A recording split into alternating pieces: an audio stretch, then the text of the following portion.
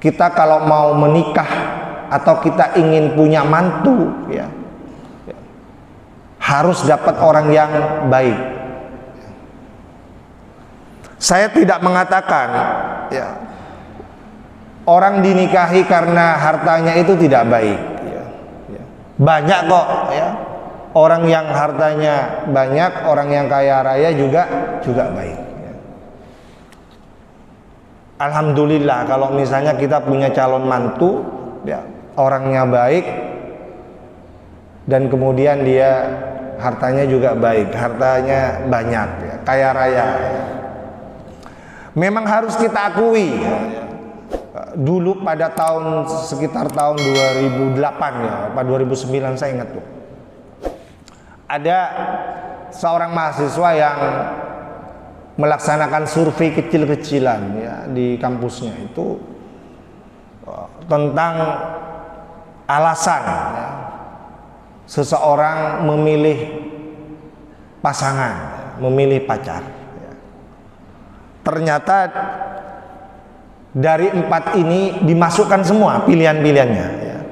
Karena kaya, karena punya jabatan, status sosialnya baik, artinya keturunan pejabat misalnya ya, keturunan ningrat ya kan.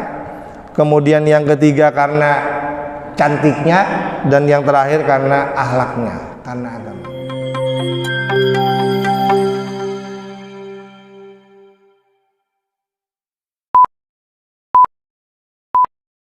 Bismillahirrahmanirrahim.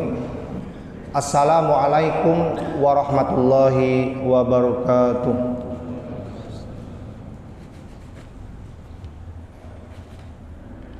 Hamdan thayyiban mubarakan fih, asyhadu an la ilaha illallah wa asyhadu anna Muhammadan abduhu wa rasuluhu, ma ba'd. Qala Allah Ta'ala fil Qur'anil Karim, a'udzu billahi minasyaitonir rajim. Wasbir nafsaka ma'al ladzina yad'una rabbahum bil ghadati wal 'ashyi yuriduna wajha. Jamaah salat subuh yang dimuliakan Allah, kita patut berbahagia dan bersyukur kembali pada pagi hari ini kita bisa memulai kehidupan kita kembali dengan sujud di hadapan Allah Subhanahu wa taala. Kita berharap apa yang kita laksanakan pada pagi hari ini menjadikan kita sebagaimana hadis Rasulullah, fa asbaha nasyitan wa thayyiban nafsi.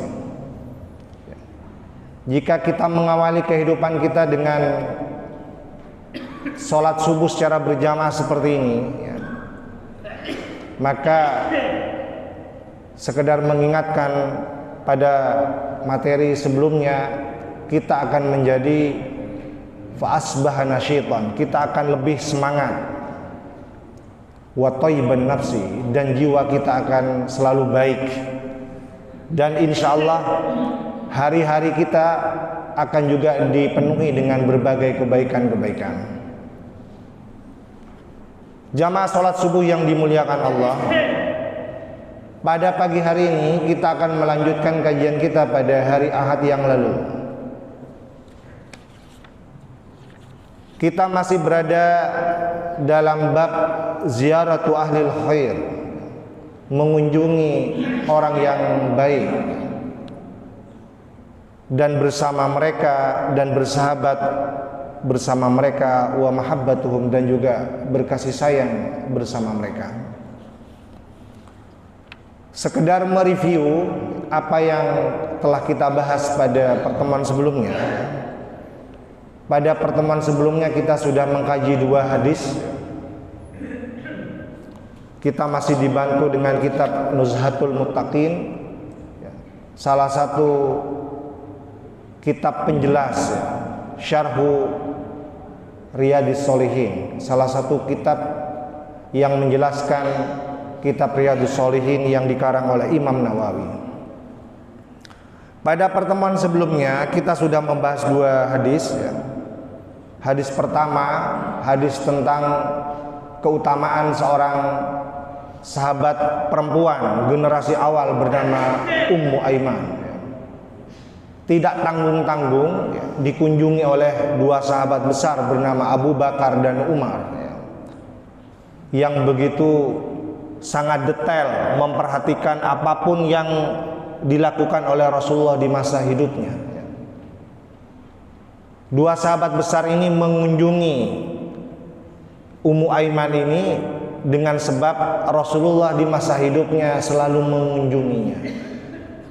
Begitu detailnya dua sahabat besar ini memperhatikan apapun yang dilakukan oleh Rasulullah. Kemudian yang kedua, kita juga sudah memahami apa keutamaan dari Ummu Aiman, sehingga Ummu Aiman ini pernah disabdakan oleh Rasulullah menjadi salah satu perempuan surga. Beliau ini bukan siapa-siapa, status sosialnya mungkin tidak seperti kita. Seorang budak dari Habsyah berkulit hitam, tapi punya keutamaan yang sangat luar biasa, sangat dekat dengan kehidupan Rasulullah, dan disebutkan dalam sebuah hadis beliau termasuk salah satu penghuni surga. Dan beliaulah juga yang melahirkan sahabat bersama Usama bin Zaid, panglima perang termuda di zaman itu, berusia 18 tahun, mendapatkan tugas yang mulia mengemban misi menaklukkan Romawi Timur yang kita kenal dengan Bizantium.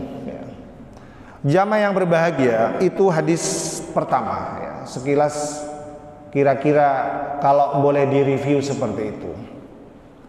Kemudian yang kedua, kita juga sudah membahas bagaimana ada seorang sahabat yang jauh-jauh berjalan kaki hanya sekedar ingin mengunjungi saudaranya di desa yang lain. Tidak membawa apapun, tangan kosong, sehingga menggugah Allah Subhanahu wa Ta'ala untuk secara khusus mengirim seorang malaikat untuk bertanya, seberapa pentingkah dia jauh-jauh berjalan kaki mengunjungi saudaranya, padahal dia tidak bawa apa-apa, tidak bawa oleh-oleh, dia hanya bermodalkan cinta karena Allah Subhanahu wa Ta'ala. Jamaah yang berbahagia, ini hadis yang kita bahas pada minggu yang lalu. Bagi jamaah yang mungkin pada hari Ahad yang lalu tidak hadir, kira-kira secara ringkas saya review di awal kajian kita pada pagi hari ini. Kita akan lanjutkan masih dalam bab pentingnya kita bersama orang-orang yang baik, orang-orang yang soleh, supaya kehidupan kita selalu dipenuhi dengan berbagai kebaikan-kebaikan. Hadis berikutnya diriwayatkan oleh Abi Musa al-Asy'ari radhiyallahu anna nabiyya, bahwasanya Nabi sallallahu alaihi wasallam qala, bersabda, innama mathalul jalisi salih, sesungguhnya perumpamaan bersama orang-orang yang soleh, duduk bersama orang yang soleh itu, wa jalisis su, dan duduk bersama orang-orang yang buruk perangainya, orang yang suka maksiat, orang yang jahat, kahamilil miski, itu seperti bersama orang yang membawa minyak wangi, hamilul misk. Seperti kita itu duduk dan bersama orang yang menjual minyak wangi. Wa nafihil qir, kalau berteman dengan orang yang buruk perangainya, yang buruk akhlaknya, itu seperti berteman dengan wa nafihil qir, orang yang sehari-harinya sibuk dengan percikan-percikan api, kalau dalam bahasa kita itu seperti pandai besi. Jadi kalau kita berkunjung ke beberapa tempat yang di sana masyarakatnya seperti di daerah Kampingan itu ya, di sana itu masyarakatnya sedang membudayakan pembuatan keris ya, dan alat-alat yang lain yang kita banggakan itu ya, itu setiap hari akrab dengan percikan-percikan api atau dengan yang suka ngelas-ngelas ya. Kira-kira itu yang disebut dengan nafihul qir ya. Berikutnya, fahamilul miski, kalau kita berteman dengan orang yang membawa minyak wangi, yang kemana-mana sibuk membawa minyak wangi ya, karena dia mungkin berdagang ya, imma ayyuhdhiyaka, sangat mungkin kita akan mendapatkannya, dia akan memberikan minyak wangi itu kepada kita ya. Imma ayyuhdhiyaka, sangat mungkin teman yang sering membawa minyak wangi itu akan memberikan minyak wangi itu kepadamu ya. Wa imma antabta'a minhu, atau kalau kita punya uang, sangat mungkin kita akan membelinya dari yang bersangkutan itu ya. Wa imma antajida minhu rihan, atau minimal kalau kita tidak diberi ya, kalau kita tidak mampu membelinya, minimal ya, kita akan mendapatkan baunya. Bau apa itu? Rihan thayyibatan, baunya yang sangat baik, baunya yang sangat harum ya. Wa nafihul qir, kalau kita berteman dengan orang yang kita sebutkan tadi sebagai orang yang kesibukan sehari-harinya bekerja sebagai pandai besi ya, imma ayyuhrika thiyabaka, sangat mungkin ya, karena kita dekat dengan yang bersangkutan ya, imma ayyuhrika thiyabaka, baju kita bisa ikut terbakar ya,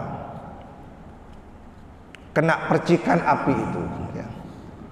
Wa imma antajida minhu rihan muntinah ya, atau minimal ya, seandainya tidak kena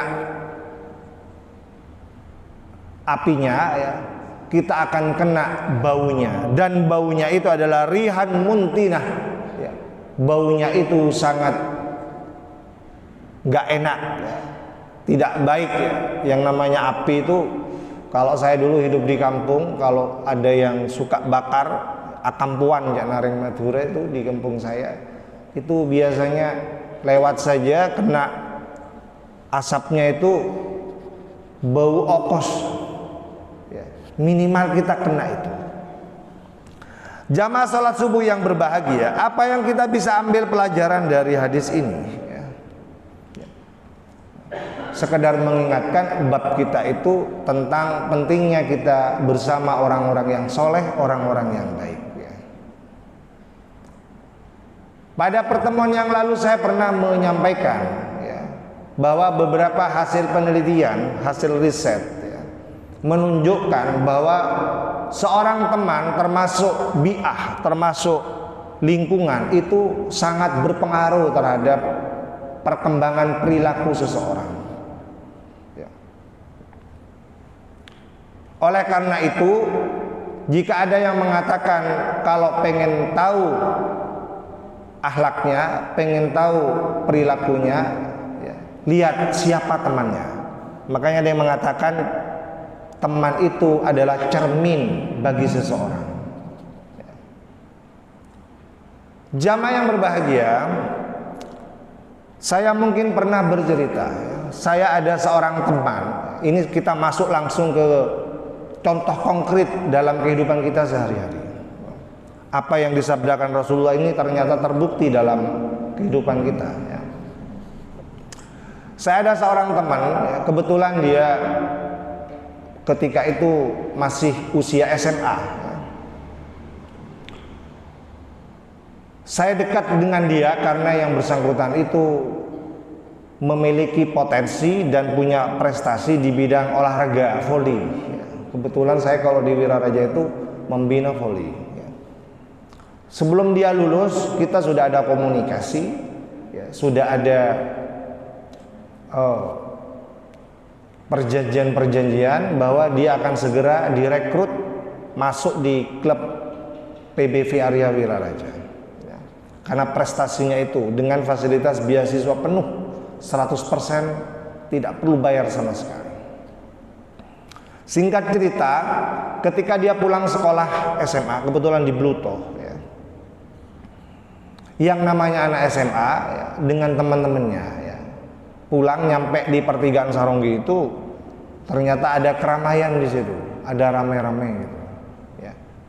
Seperti umumnya orang, termasuk kita, ya, kalau ada yang rame-rame kan kita pengen tahu apa yang terjadi kok rame gitu, ya. Sama, ya, dia dengan teman-temannya juga pengen tahu, penasaran, ya. Akhirnya dia ikut dalam keramaian itu. Ternyata apa yang dilihat, ya, di keramaian itu, dia menyaksikan ada sabung ayam di situ, ya. Jadi ada orang-orang yang asyik, ya, sedang ngadu ajam sabung ayam, ya, dengan segala kegiatannya. Kalau saya sebutkan kegiatan sabung ayam, pasti ada kegiatan lain yang menyertai, ya, misalnya judi dan sebagainya, ya. Jamaah yang berbahagia, dia tidak langsung pulang, ya, karena harus menunggu ada mobil angkutan untuk bisa sampai ke rumahnya di desa Kebun Dadap pada waktu itu. Sambil menunggu dia nonton saja, asik gitu, yang namanya anak-anak kan. Nah, tidak beberapa lama, ya, singkat cerita, datang teman-teman dari Polsek Saronggi, ya, sebagai petugas keamanan, ya, yang menjaga ketertiban, ya. Pasti kegiatan yang seperti itu dilarang, apalagi disertai dengan hal-hal yang memang dilarang dalam hukum kita, ya. Tidak boleh ada judi, ya. Sabung ayam, kemudian ada judi, ya. Nah, kemudian, ya, teman-teman Polsek ini, ya, dengan mengerahkan beberapa anggota, ya, menertibkan kegiatan itu dengan cara, ya, menertibkan juga orang-orangnya yang terlibat dalam kegiatan itu, ya. Pasti, ya, dia tidak akan tahu persis siapa saja yang terlibat secara detail dalam kegiatan itu. Akhirnya, ya, mereka-mereka yang masih bertahan menonton dengan asik, ya, dibawa semua ke Polsek, termasuk teman saya ini. Jamaah yang berbahagia, ya, singkat cerita dibawa, ya, dari siang sampai malam hari, sampai isya belum selesai pemeriksaan itu, ditanya semuanya, ya, sehingga bikin resah, bikin khawatir orang tuanya. Yang namanya orang tua, anaknya nggak datang, mestinya siang sudah datang, ini isya belum datang, ya, pasti khawatir, telepon kepada saya, ya, minta dibantu karena tahu ternyata yang bersangkutan dibawa ke Polsek untuk dimintai keterangan apakah dia juga terlibat dalam kegiatan itu. Jamaah yang berbahagia, mirip apa yang disampaikan oleh Rasulullah di dalam hadis ini, ya. Ya, saya langsung beri contoh konkret dalam kehidupan kita sehari-hari. Artinya apa? Walaupun teman saya ini, ya, bukan seorang penjudi, bukan orang yang suka nyabung ayam setiap hari, ya. Dia hanya mampir, ya. Bukan temannya, bukan teman akrabnya, hanya mampir saja, sekedar pengen tahu saja yang namanya anak-anak. Itu saja sudah kena getahnya. Dia tidak melakukan perbuatan itu, apalagi menjadi salah seorang yang suka nyabung ayam dan judi, bukan, ya. Dia hanya mampir pengen tahu apa yang terjadi. Ternyata dia kena getahnya, kena baunya, yang disebutkan dalam hadis ini adalah rihan muntinah. Dia ikut kena getahnya, baunya tidak enak, akhirnya dibawa ke Polsek. Jamaah yang berbahagia, ini nyata terjadi di sekitar kita, bahwa di sini ternyata terbukti ya. Untungnya polseknya baik ya. Ada beberapa orang itu kebetulan kuliah juga di Wiraraja, jadi kita masih bisa membantunya, meyakinkan bahwa yang bersangkutan itu tidak terlibat dalam kegiatan sabung ayam dan judi itu. Jamaah yang berbahagia, kenapa saya sampaikan kasus ini? Supaya kita berhasil menghubungkan antara apa yang disabdakan oleh Rasulullah dengan apa yang terjadi secara nyata di dalam kehidupan kita. Ini bagusnya kalau kita belajar ya, apakah tafsir, apakah hadis, ya sebaiknya kalau bisa dihubungkan langsung dengan kehidupan kita. Berikutnya, kalau kita berteman dengan orang yang baik, dengan seorang ustadz atau seorang kiai misalnya ya, walaupun kita tidak menjadi kiai, tidak ikut menjadi ustadz, tidak aktif berceramah, diundang kemana-mana ya, tapi dengan sekedar akrab, dekat ya, sangat mungkin ya, kita juga bisa banyak belajar, ya kan, dan juga bisa sangat mungkin juga berlatih untuk berdakwah ya. Syukur-syukur nanti pada akhirnya juga bisa sama dengan ustadznya, sama dengan kiainya ya. Sekedar gurauan saja mungkin ya. Teman-teman kita yang sering bersama kita memenuhi jadwal kajian-kajian ya, ya, itu kadang-kadang juga dipanggil ustadz. Walaupun sebenarnya hanya ikut, ini bukti gitu. Ya, saya pernah bawa beberapa teman ke Kangian, mengisi acara di Kangian. Ya.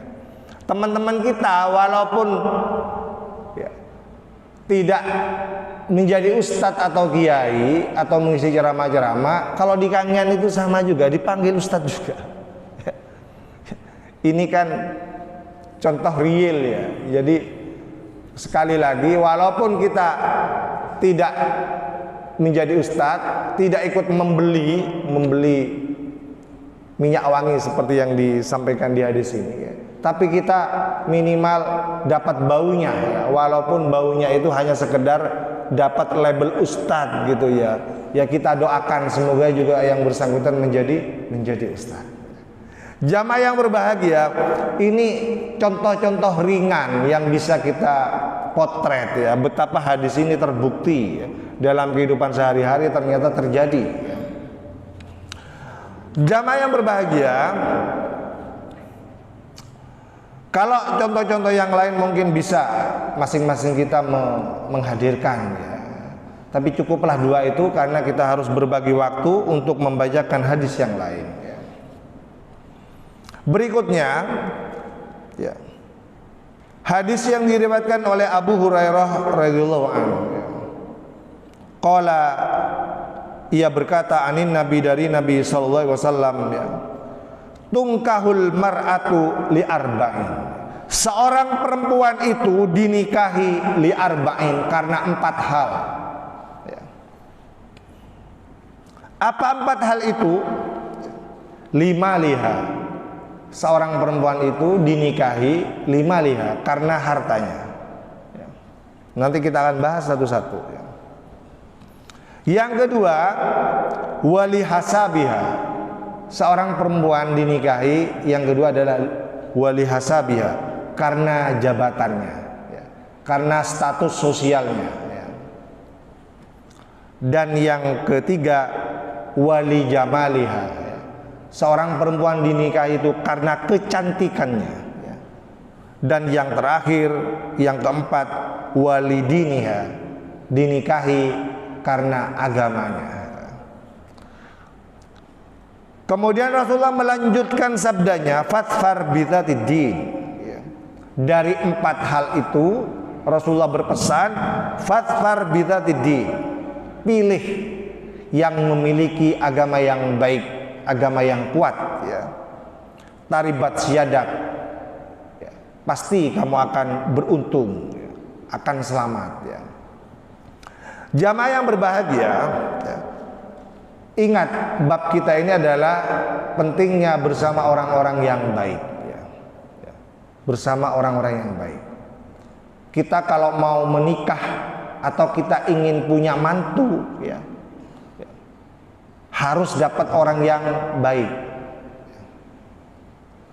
Saya tidak mengatakan, ya, orang dinikahi karena hartanya itu tidak baik, ya.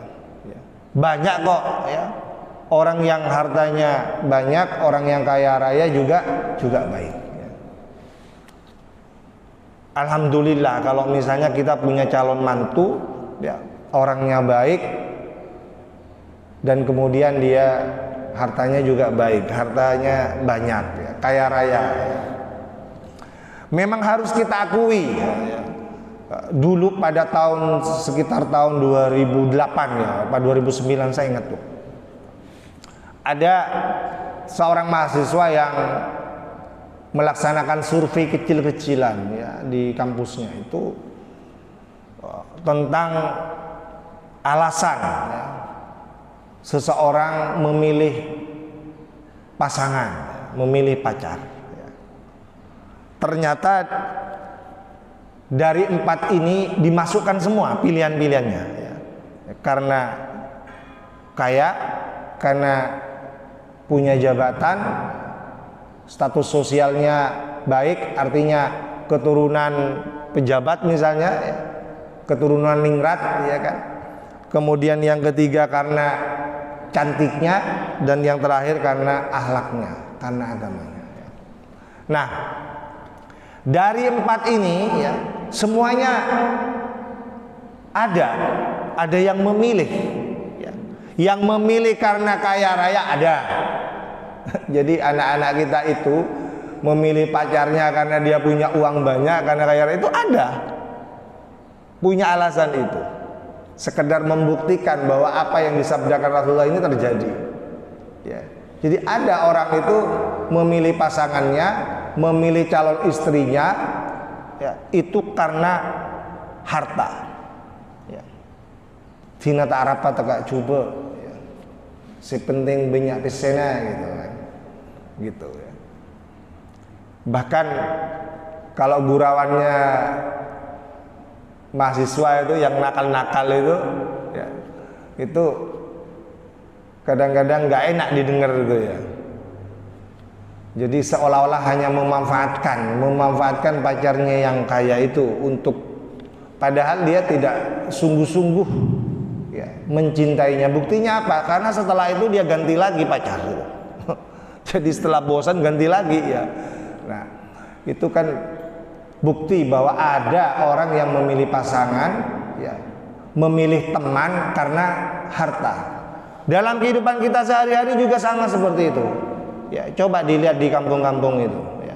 Banyak orang bangga, senang kalau dekat sama bos-bos itu, yang suka ngasih uang, ya. Bangga sekali dia bisa cerita kemana-mana, ya. Kalau saya temannya ini, ya, dikasih uang setiap bulan, gitu kan. Itu bangganya luar biasa, ya. Kemudian yang kedua, wali hasabiha, ya. Ada juga yang memilih karena jabatannya, ya. Karena dia anaknya pejabat, ya, nggak peduli cantik atau tidak, yang penting dia anaknya bupati, anaknya dewan, ya, atau anaknya kepala dinas misalnya, ya, nggak apa-apa gitu. Karena jabatan, karena status sosial. Ada yang memilih, ya, di survei itu ada juga yang memilih, walaupun tidak terlalu banyak, ya. Dan yang paling banyak, Bapak Ibu sekalian jemaah, ya, wali jamaliha, di survei itu ternyata banyak yang memilih ini. Jadi dia memilih calonnya, memilih pacarnya wali jamaliha karena cantiknya, karena fisiknya, ya, karena dia cantik, karena dia ganteng, kemudian dia mau berteman, berpacaran, ya. Kemudian syukur-syukur kalau melangkah ke pelaminan, diresmikan dalam akad nikah yang sah, ya. Nah, ada yang memilih ini dan persentasenya besar yang memilih ini, Jadi dari 4 itu ternyata yang paling besar adalah karena fisiknya. Kita jujur saja, ya, saya yakin kalau kita ini manusia normal, pasti pertimbangan ini menjadi salah satu pertimbangan, ya. Bapak Ibu sekalian jamaah yang berbahagia, dan yang terakhir walidiniha, karena akhlaknya, ya. Dia orang yang baik, ya.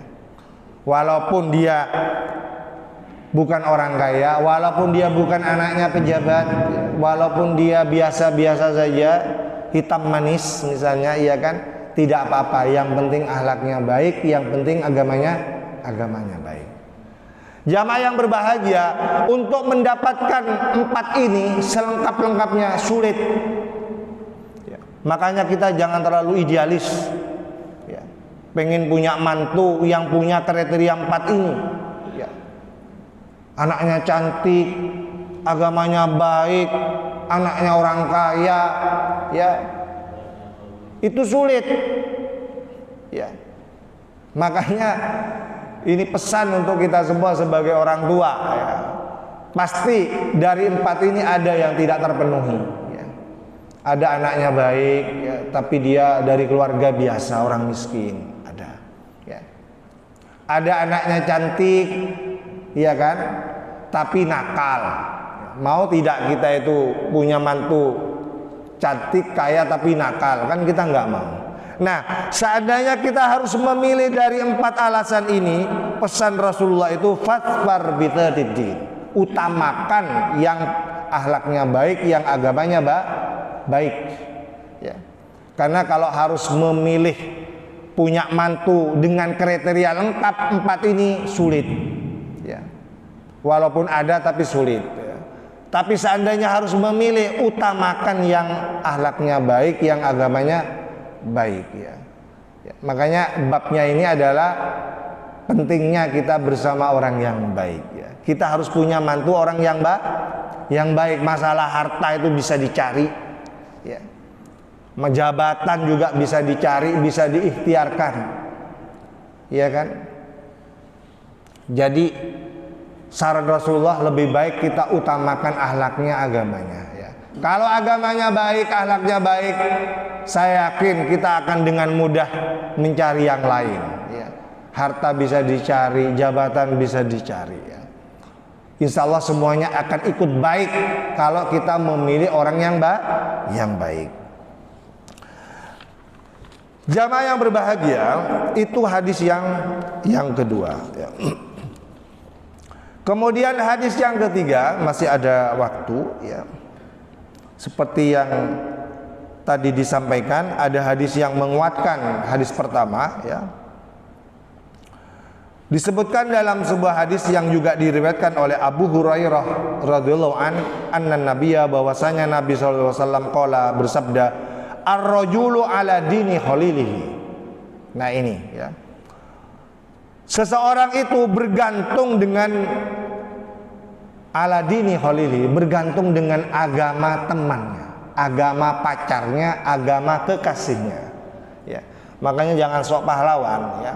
Kadang-kadang ada itu yang sok pahlawan, biar dah, yang penting anaknya cantik, ya. Nanti saya yang mau mendidiknya kalau sudah jadi suaminya, gitu kan, ya.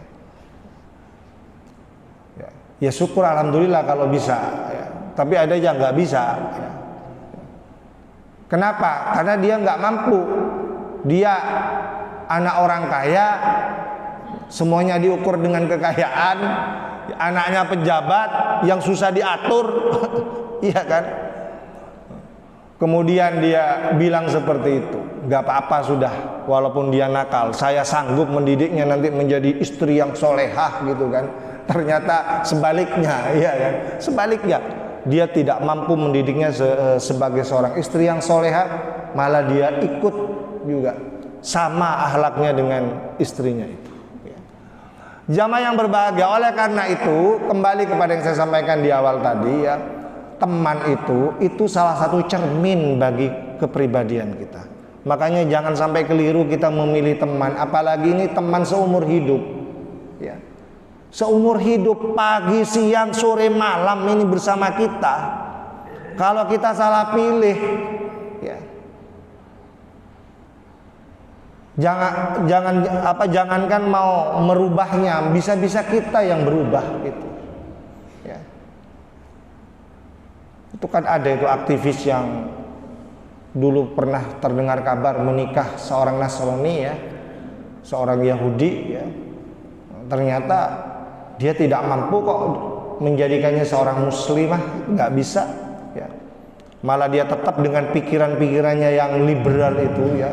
Jadi dia terpengaruh dengan pemikiran yang liberal ya, yang selalu mengatakan semua agama itu baik, mengajarkan kebaikan, kasih sayang gitu kan.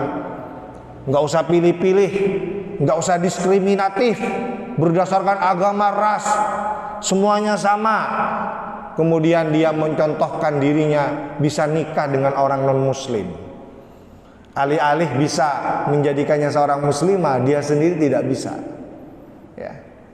Ya karena terpengaruh dengan ajaran-ajarannya yang liberal itu ya. Bapak Ibu sekalian yang berbahagia, oleh karena itu kata Rasulullah, falyandur ahadukum mayyukhalil ya, karena orang itu tergantung dengan agama kekasihnya, agama temannya. Falyandur ahadukum mayyukhalil, maka lihat siapa temannya ya. Siapa temannya. Kalau temannya baik, insya Allah dia orang yang baik. Jamaah yang berbahagia, ini hadis yang ketiga dan yang terakhir ya, diriwayatkan oleh Abu Musa al-Asy'ari radhiyallahu anna nabiyya, bahwasanya Nabi qala bersabda, al-mar'u ma'aman ahabba, seseorang itu selalu bersama orang yang dicintainya ya. Pendek hadisnya ya. Almar'u ma'aman ahabba, seseorang itu berkecenderungan selalu pengen bersama orang yang disayanginya ya. Makanya jangan heran kalau kita lihat anak-anak kita itu selalu bareng-bareng sama pacarnya misalnya ya, sama tunangannya, iya kan. Kemudian sama teman-temannya yang disayangi, teman-teman akrabnya maksudnya. Walaupun dia punya banyak teman, tapi pasti dia punya satu dua yang paling akrab, dan itu yang selalu diajak kemana-mana biasanya ya, sama dengan kita. Kita ini punya banyak teman, tapi di antara teman itu pasti ada satu dua yang selalu bersama kita ya, karena punya banyak kesamaan-kesamaan. Bersama di sini jangan dipahami hanya bersama secara fisik ya, ya kemana-mana bareng, bukan hanya itu ya. Bisa-bisa juga perilakunya mirip, sama. Saya pernah mungkin cerita ya, ada mahasiswa kepulauan itu kos ya. Dia suka bola, yang disukainya itu klub yang namanya Real Madrid. Jadi kalau cerita-cerita sama teman-temannya pasti itu dia mengunggul-unggulkan itu ya, idolanya itu ya, klub idolanya itu. Saya pernah berkunjung ke kosnya satu kali. Ternyata apa yang terjadi? Saya masuk ke ruangannya, masuk ke kamarnya itu, ternyata betul dia benar-benar ya, pecinta Real Madrid sejati. Tidak bisa bersama Real Madrid menonton langsung di sana ya, di Spanyol ya, Real Madrid Spanyol Mas ya. Dia mengekspresikan kecintaannya terhadap Real Madrid itu di sini, termasuk di kamarnya. Di kamarnya itu yang namanya dinding itu dicat Real Madrid. Kemudian apa namanya, spraynya Real Madrid, bantalnya Real Madrid, kunci sepedanya itu Real Madrid juga. Ya. Nah itu contoh ya, bahwa kita ini ya secara tidak sadar itu selalu mirip, selalu pengen bersama orang yang dicintai, yang diidolakan biasanya ya. Nah ini ya, anak-anak kita juga sama seperti itu ya. Alhamdulillah kalau kita ini mengidolakan Rasulullah, kemudian kita selalu pengen bersama Rasulullah ya, kemudian sunnah-sunnahnya kita bisa laksanakan dalam kehidupan sehari-hari. Saya kira itu lebih baik ya, karena kita akan bersama Rasulullah. Jamaah yang berbahagia, mungkin ini yang bisa saya sampaikan ya. Ya, semoga apa yang saya sampaikan pada pagi hari ini ya bisa melengkapi apa yang saya sampaikan pada hari Ahad yang lalu. Walaupun hadisnya yang lain masih banyak yang menjelaskan bab ini, tapi kita ambil hadis-hadis yang penting-penting saja, sehingga Ahad depan kita sudah pindah bab yang lain yang insya Allah sesuai dengan kebutuhan kita dalam kehidupan sehari-hari ya. Sekali lagi semoga apa yang kita kaji pada hari ini bermanfaat ya.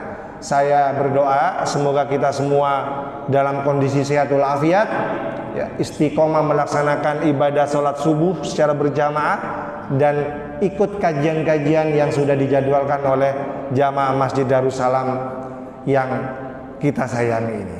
Saya akhiri. Wassalamualaikum warahmatullahi wabarakatuh.